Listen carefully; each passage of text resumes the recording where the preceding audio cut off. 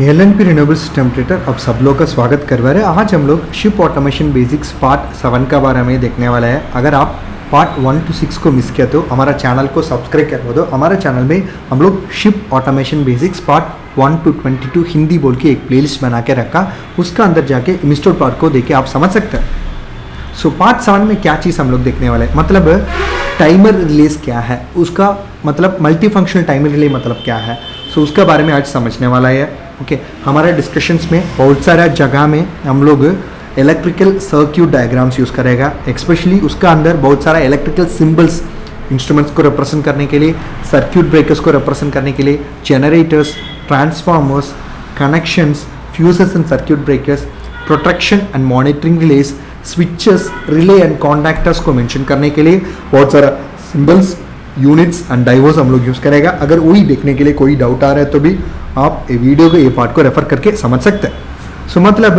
वो timer relay देखने के लिए कैसे दिखाएगा, सो मतलब रिले कॉन्टैक्ट्स में अलग अलग वेराइटीज़ क्या क्या है, मल्टी रेंज रिले देखने के लिए कैसे दिखेगा, उसमें हम लोग डिले टाइमिंग सेट कर सकते हैं।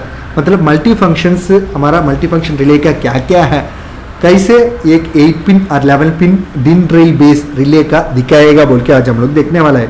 से एक टाइमर रिले है, सो वो सॉलिड स्टेट रिले से ये हमको बहुत सारा ऑटोमेशन एप्लीकेशंस के लिए हम लोग यूज़ करवा रहे हैं। किधर हमको टाइमर का काम बहुत कम है तो उसी जगह में टाइमर रिलेज को हम लोग यूज़ कर सकते हैं instead of going for normal PLCs, क्योंकि वो अगर रिलेज का कंपेयर करने के टाइम उसका कॉस्ट भी ज़्यादा है। आपको छोटी मोटी एप्लीकेशन पर भी आप टाइमर रिले से कर सकते हैं, नहीं पावर कंजप्शन आपको ज़्यादा है, बहुत सारा चीज़ को आप टाइमिंग में आप मेंटेन करने का तो उसी जगह में इंस्टेड ऑफ टाइमर्स आप PLCs यूज़ करके भी कर सकते हैं। बट आज हम लोग ये टाइमर रिलेज का बेसिक्स का बारे में समझने वाला है।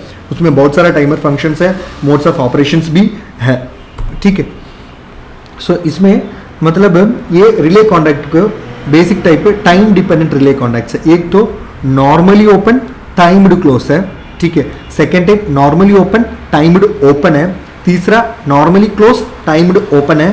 Fourth normally close timed close है। सो ऐसा 4 वेराइटीज़ है टाइम डिपेंडेंट ऑपरेटिंग कॉन्टैक्ट्स है बेसिकली टाइमर रिलेज में, ठीक है। एक रिले कॉन्टैक्ट मिनिएचर रिले है तो ये देखने के लिए कैसी दिखाएगी बोल के एक पिक्चर हम लोग दिखाएगा, okay. And most importantly single function multi range time relay तो वो देखने के लिए कैसे दिखाएगी एक पिक्चर है, उसका सिंबल क्या यूज़ करने का बोल के हम लोग दिखा चुका हूँ। And most importantly multi function timer relay तो वो देखने के लिए कैसे दिखेगा, ये मैन्युफैक्चर का सबसे कंपनीज का सबसे बहुत सारा वेराइटीज़ इंडस्ट्रीज में अवेलेबल है। एक मोइलो ब्रांड है, ओके, एक टाइमर रिले है, उसमें आप देखेंगे तो आप डायल्स देख सकते हैं, उसका इनलार्ज व्यूज इसमें हम लोग दिखा चुका हूँ। एक तो रेंज डायल है, दूसरा एक तो टाइम डिले है। ये रेंज का बारे में आप समझने का तो भी मतलब 1 second is equal to 3 seconds, 10 seconds is equal to 30 seconds, 100 seconds is equal to 3 seconds, 300 seconds, 100 hours is equal to 30 minutes। मतलब ऐसा ही हम लोग रेंज में पोजीशन से सेट करने का, ठीक है। एंड ऑल्सो टाइमर का बारे में आप देखेगा तो it's almost everything is equal है, ठीक है। अभी मान लो एक एग्जाम्पल के बारे में हम लोग देखेगा। अगर आप ये टाइमर रिले में 6 seconds 2 hours बोल के एक टाइम सेट करने का तो वो कैसे करने का बोल के हम लोग इसमें दिखा चुका हूँ। रेंज को आप 10 सेकेंड में रखना पड़ेगा एंड टाइम को तो 6 में रखना पड़ेगा। क्यों, मतलब 6 सेकेंड इज इक्वल टू 6, ठीक है। अगर मान लो वो एक और एग्जाम्पल है, ठीक है, आपको 2 hours मतलब 120 मिनट्स डिले रखने का, वो कैसे रख सकता है। सो मतलब आपको रेंज को 300 सेकेंड में रखने का, ठीक है। एंड मोस्ट इंपॉर्टेंटली टाइम को ऐसे 12 रखने का, क्योंकि 12 को मतलब 120 टाइम्स 120 मिनट्स है, 12 रिप्रेजेंट्स 120 मिनट्स है इंटू 10 है, समझ रहे ना आप। मतलब 10 सेकेंड्स डिवाइडेड बाई 10 है तो एक ही सेकेंड है, मतलब इसका वजह से 6 second is equal to 6 second है। अगर सेम मेथड आप 2 hours के लिए रखने का तो क्या करने का, इसमें हमारा रेंज के बारे में आप कैलकुलेशन करेगा तो रेंज वैल्यू 300 मिनट्स है डिवाइडेड बाई 30 है, सो मतलब इट इज़ अ 10 मिनट, मतलब एक ही डायल का सेटिंग 10 मिनट के लिए इक्वल है। सो इसके लिए टाइम में आप 12 रखेंगे तो 12 into 10 इट इज़ 120 मिनट्स, मतलब 2 hours है, ठीक है। एंड मोस्ट इंपॉर्टेंटली ये एक मल्टी फंक्शन रिले है, वो देखने के लिए कैसे दिखाएगा बोल के एक पिक्चर हम लोग इसमें दे चुका हूँ, ठीक है। ये स्टार डेल्टा टाइमर है, ठीक है। ये तो नॉर्मल सीमेंस का मल्टी फंक्शन टाइमर है, ठीक है। इसमें मतलब लगभग 16 फंक्शंस हम लोग कर सकते हैं। On delay, of delay, okay, on delay, of delay with auxiliary voltage, flashing start with on delay and instantaneous switching, off delay with auxiliary voltage and instantaneous switching, on off delay with auxiliary voltage and instantaneous switching, okay। Next most importantly start delta function, ऐसा बोल के बहुत सारा variety functions हम लोग ये multi function timing release use करके कर सकते हैं, ठीक है। इसका बेसिस का बारे में देखेगा तो कभी भी आप कोई भी आप रिले ले लो, ठीक है, ओके, मतलब 11 पिन बेस्ड रिले और 8 पिन बेस्ड रिले भी हो सकता है।